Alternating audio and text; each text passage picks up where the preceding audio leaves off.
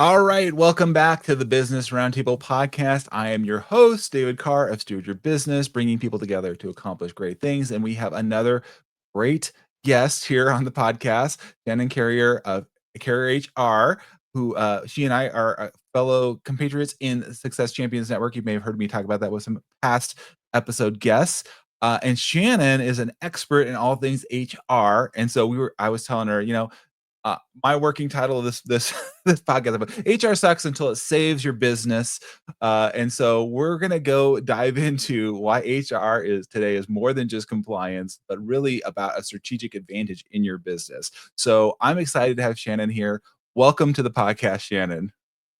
Oh, thank you so much, David. I'm so excited. And this is one of my favorite topics because I think it sucks too. And I love talking about the ways we can leverage it for the good, for good. Yes, absolutely. So I always like to start podcasts before we get into the meat of the topic here a little bit, Shannon, because we're talking to business owners, leaders, those that are in some kind of role of hopefully authority, impact in their business. And so, tell us a little bit about what got you to creating, Carrier HR, why you started your business a little bit, and a little bit about your background before we jump into it. Absolutely. So I did doing a multiple of years in corporate. So upwards of 20 years I spent in different corporate organizations in multiple industries, Mhm. from financial services to construction to medical device, you name it. I touched it at some point or have since then. And I would tell you that there's so much good intention when Mhm. you're in, especially a larger organization, but even in smaller organizations, to do the right thing and create good programs and get people excited to work at an organization. Mhm. The problem is, especially as you start to grow, the programs get bigger and fancier and sexier, if you will, but you realize that the problems are really at the foundation. Mhm. So you grow so fast and the foundations weren't there in the first place and Mhm. mistakes start to happen. So all that great Mhm. work you're trying to do doesn't have the same oomph or Mhm. quality that it should because we miss those foundational pieces that make an organization great. And at Carrier HR, that's what we're focused on, some of those foundations that create really good processes because I believe that processes are the key to good culture. You don't start with Mm. culture first, you start processes first. Yeah. Well, you're right on the money, and I love because what I do is the people side of things, and you want to tie people and processes together. And I think there's oftentimes I think when you're first starting out, and I've had a number of podcast episodes recently having some different lawyers and legal side come in, and they don't understand the value of these different entities and HR specifically until unfortunately a lawsuit or they lose their best team member. And so I think having you on, Shannon, here, I want to help unpack and break down any myths here that people feel like, oh, I don't know if HR is really necessary or where do I bring them in? Because we don't want you in that painful situation. But talk to a little bit, Shannon, about maybe a company or a story where they said, well, we're just too small for HR. You know? Right, and everyone thinks so until the problem happens, right? Yeah. And Uh-huh. and I appreciate that. And I think because it feels so big. It feels like bringing something like HR is bringing a set of rules, is bringing a an authority to come in and tell you how to run your business. And you Uh-huh. don't want that. You want to run your business, right? You don't Yep. want that Yep. piece in your way. And I think what we miss is bringing on HR doesn't have to mean you bring on a massive full-time director that does all the Mhm. work and sets all the rules. There are increments of ways that you can do it depending Mhm. on what size you are or what stage you are in your process. Yeah. I often like to say, and I'll tell you a story here in just a minute, but I often like to say that really it's not about the size of the company, but the risk starts the second you hire someone outside of your family. Mm. You don't know them. You don't have leverage over them. They're a Mhm. stranger. All extent. That's when the risks start to happen. Mhm. I Mhm. do have one example of where it went very wrong Oh, for a yeah. company, and then let me tell you about where it went right because I think both are really key. Uh-huh. So where it went wrong, and I think this is the story that you're thinking of that I Yeah. had shared earlier. And it was a great company, 5 employees. They were doing, they have a shop, they're doing great work. And one employee left and they didn't think twice about it, right? It's just that employee decided to go, and that's how it goes. And it wasn't but 2 months later, they get a request in the mail saying that they owe that person additional pay. If there's anything that makes you panic a little bit, that's going, whoa, what did I do? No, I swear I did it. What happened? And that's okay. Look, understand that any employee can complain about anything for any reason, no matter how wrong or right they are. So Yep. know that that can happen, and you're not in a bad position if it does. The question Mhm. is, how do you respond? This particular company, and I feel for them, I understand the intent. They said, we're going to DIY this, right? We're going to go research, how do I respond to a complaint? And then we're going to do it. The problem is a lot went wrong along the way. Communication to the wrong places at the wrong time. And Yep. fast forward 8 months later, and they get a bill in the mail for $25,000 from the state, something that can take down their business. Yeah. And again, all good intent, but something like that would take a quick phone call to me. We sort it out in 30 minutes, and you never have to feel that stress again. Right. Mm. Mhm. And I saw that happen. And now we're still working on that. We're trying to move through it. There's still some work to be done, but it's not going to cost $25,000 because we Yep. got somebody involved, and we're going to take the right steps to do the right things. Right.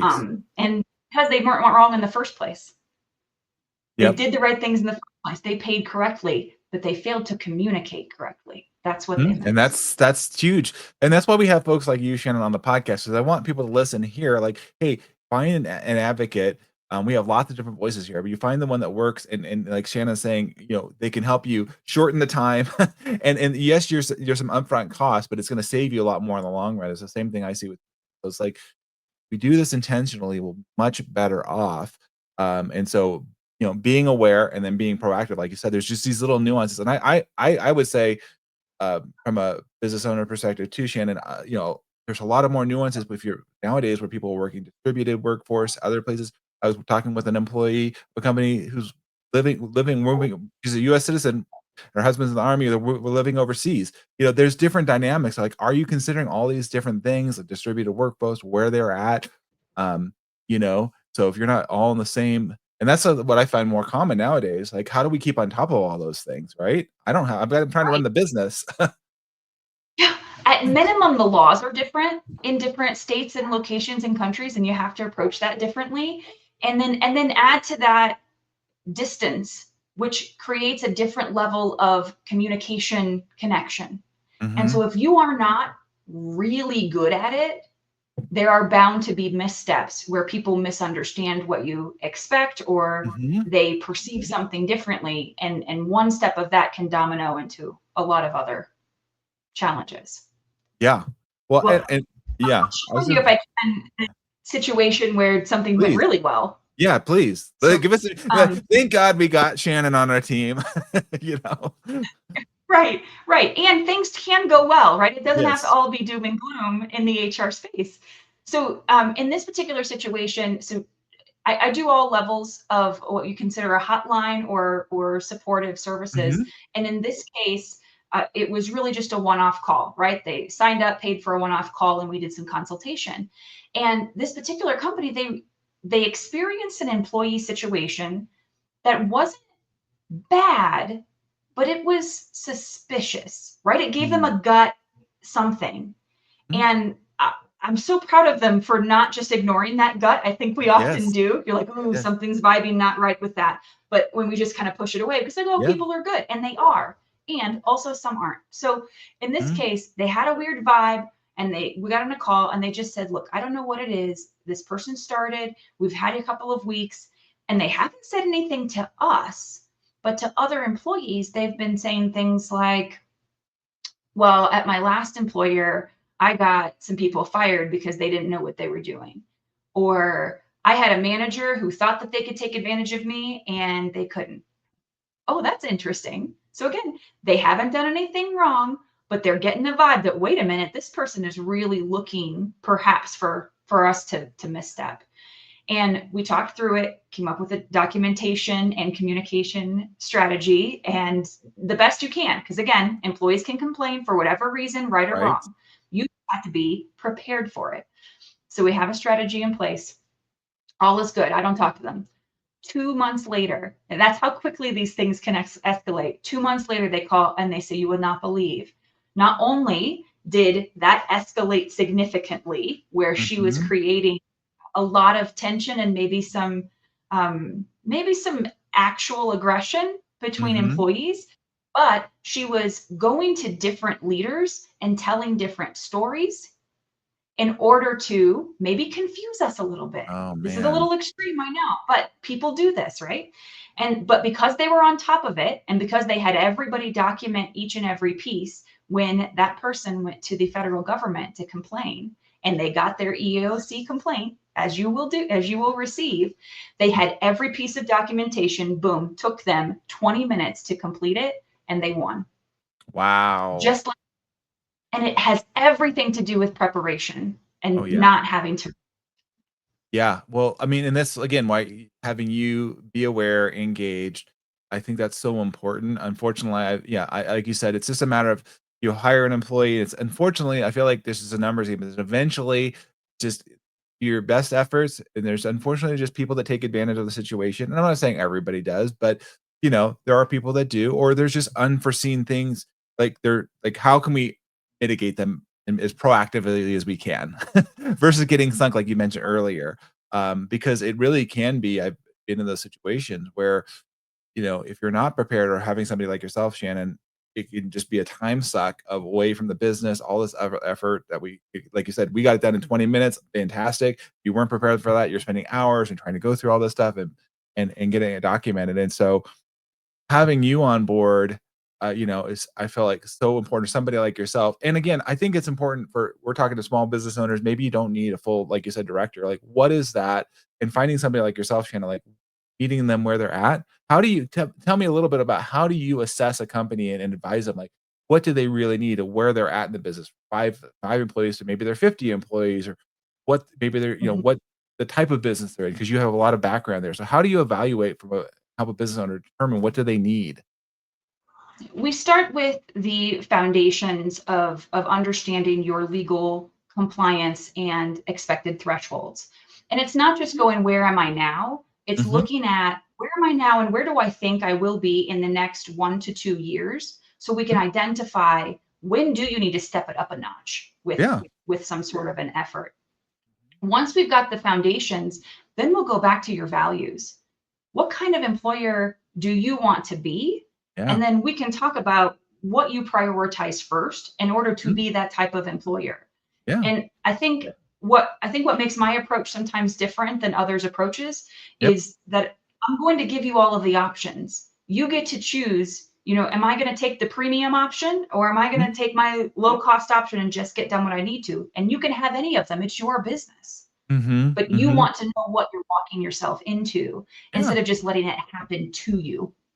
Yeah. No, I think it's you're giving people some options, and you're saying, you have to evaluate risk and exposure and what is it you're trying to create. I love that you brought up values too. I was just talking with a client about this yesterday. I said, "Do you guys have stated values somewhere?" Well, it's the kind of somewhere here, but it's not totally clear. And as I was talking to another employee, and they were complaining, not us even about an employee, but another subcontractor. And I said, "Well, I understand you're complaining about the subcontractor maybe not acting professionally, but like where are even just your base values? Like, are they clear? Because if you're not, then it's really hard to say, well, you're out of alignment." Because they're like, well, what's the basis for this? Right? Absolutely. And I will tell you, and one of my favorite conversations is we'll look at your values and then we'll go, is that what you really want? Mhm. When you're out in a meeting and you're upset about someone's behavior or you see something going wrong, are you looking at something that actually attaches to your values? Or maybe we need to shift those values to the things that are frustrating you every day or that are actually preventing you from success in your business. Yeah. No, I think that's great, Shannon, because and what would you say too? I mean, I've done through enough HR handbooks and other things like that. and it's one of those things where, at least in my experience, I think it's kind of like a living document. You're looking at these things. It's not just static. It's evaluating this, not sticking on the shelf, but remembering to look at these things and reflect at them.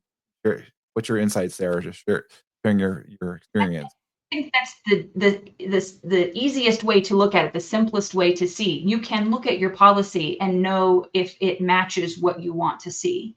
Mhm, mhm. Just to give a very simple example, Yeah. if you have a bereavement policy or you don't have a bereavement policy, and at the same time you expect some help for yourself if somebody were to pass in your family, or you would expect that we operate in a certain way, that we care for our employees. Care for our employees doesn't mean cutting them down to the bare minimum and saying you can't have any time at all, or I need you to prove this with a death certificate. That Mhm. doesn't show care. So if Right. you really do care, but your HR team or someone who you had do a handbook put a policy in there that doesn't support that, that's what we got to rectify. Yeah. Yeah, no, that's really important because so there is, like you said, there is a process or there's a procedure, but then you're looking at that is not in alignment with other aspects of business. And this is probably where you're getting a do it your why. Maybe they just grab something. I mean, great. I love technology, ChatGPT or AI is cool, interesting, but without context or being able to be really clear, like you're saying, you might put something in there that's not really congruent with what we want in the business. Absolutely. And the same goes for performance. A lot of Mm, times, especially in a manufacturing or another type of hourly situation, you are telling them, I want quality, right? I want quality and I want production and I want these things to happen, but quality is our most important. But then you spend 50% of your performance time on attendance. We're not sending the right message here, mhm. right? If attendance matters to you, how is attendance affecting quality? That's the conversation you have, Yep. not why were you 2 minutes late clocking in. Mhm, mhm. We've got to have Yeah, conversations that actually align with the goals we want to achieve. right, right. And I think I would imagine as you're working with companies and you get bigger, there's these values that are held maybe by the founder, the initial folks, but as you get bigger, that kinda gets diffused. In my experience, doesn't get there's just gets disconnected. Is that what you do you see that? Or distorted, Yeah, right? distorted, Because yeah. no matter who, no one is going to feel the same way the founder is. They're not going to have the same commitment or the same interpretation of the words you Mhm, use. It's really important to you as an owner or a founder, you have to put effort into translating what's in your head and what's in your heart to mhm, people so they understand what behaviors they need to exhibit to make mhm, that happen. And mhm. then you have to teach them to do the same next down the line. Right. Well, and I think so what I hear you saying, Shannon, is you coming in as an HR, you're looking at that and you're like almost, I say be a translator, but taking that and making sure that it's actually written down, processes, systems, like you said, actually taking out of your head. And I and I've worked with companies that have been around for years, but it's like, is this clearly documented? Well, no, because this XY person just does it and they've always done it. Like that's kind of a problem. Like what happens if that person goes away? It's Mhm. how did you come up with this? Understanding I Go ahead, I Shannon. love that thought because that happens in almost every small company as you're growing, right? You have this one person who is amazing Mm, and they take on everything, right? mm, It's which is really great when you start, but processes get built and there might be short-sighted. And then pay doesn't quite coincide with all of the doing everything situation, mhm, right? It creates burnout. And then you start having these hidden lost costs of eventually having to replace the glue that put them all together because they got so burnt out and left. And not to mention trying to figure out whatever enigma their workflows created that you never knew mhm. about. And some of you out there, I'm sure you're saying, no, no, my glue person, they would never leave. They would never do it. But I'm gonna be honest, I wouldn't call that lucky, if you will. Mhm, Because mhm, after a time, that cheerful willingness to do everything becomes a begrudging complaint that they do everything. mhm, And that's the kind of energy that spreads to the whole team. And one rotting apple spoiling the bunch is really mm. applicable in that Yeah. kind of situation. Most of my work has been recovering teams and workflow effectiveness after a situation just like that. Oh, wow, Shannon. No, I've seen it.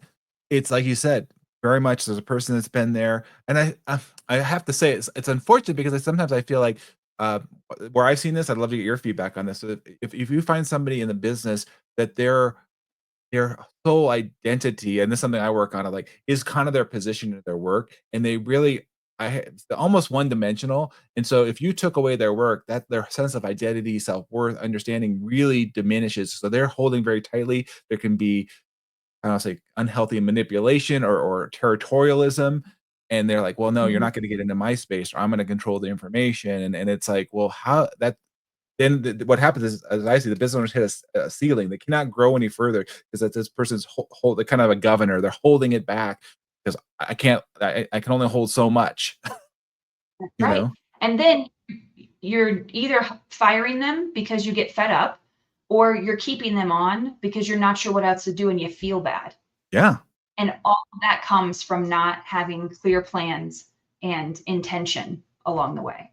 yeah, And there's no price tag to intention. And I, I realize most folks out there are not going to believe it until they feel the pain. mm, But know that I have seen the pain over and over and over. And if there's any way to get yourself a little relief early on in the stage, with anyone to give you some advice or just have someone to talk to, it could save you thousands. I think that's so Truthfully, important, Shannon, to have somebody like you that they can talk to, because I think sometimes business owners feel isolated or they feel, I don't say word, felt hostage sometimes to the people because like, okay, they've got me so to a certain point. They really, I think, do care about their employees. Like, I've got myself kind of backed into a corner now. I don't know how to get untangled here, and right? so having somebody like you come and look at it and give them a different perspective, right? Right. Your top people are your friends that you hired, or you've been working with them for so long they have become that, or your family. And you can't talk to them about them not doing what they should be doing, or Mhm. wanting to see a restructure in your organization, or wanting to see growth happen differently. Right. They're not always the best advisor in those cases. Right. Well, I find too, if you've been with a company from the early on and the company is growing, um, like you said, either taking on new responsibilities or how to navigate that in a healthy way, and having somebody like you, Shannon, like, here's a career progression, or here's how we can do this, here's how we can make sure the performance is being done fair and equitably.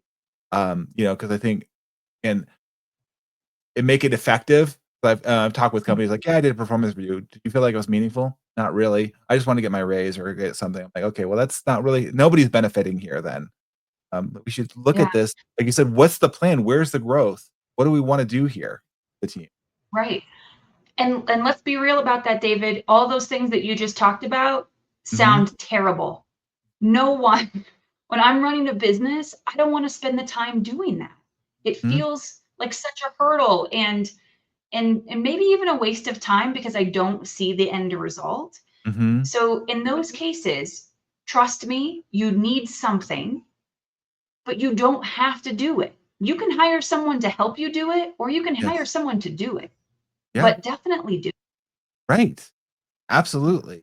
I mean, if we're not uh, being intentional about this, it will eventually break down at some point, like you said, and we don't want to get the letter, we don't want to get the unexpected, person just leaving, suing you, uh, you know, um, and I found.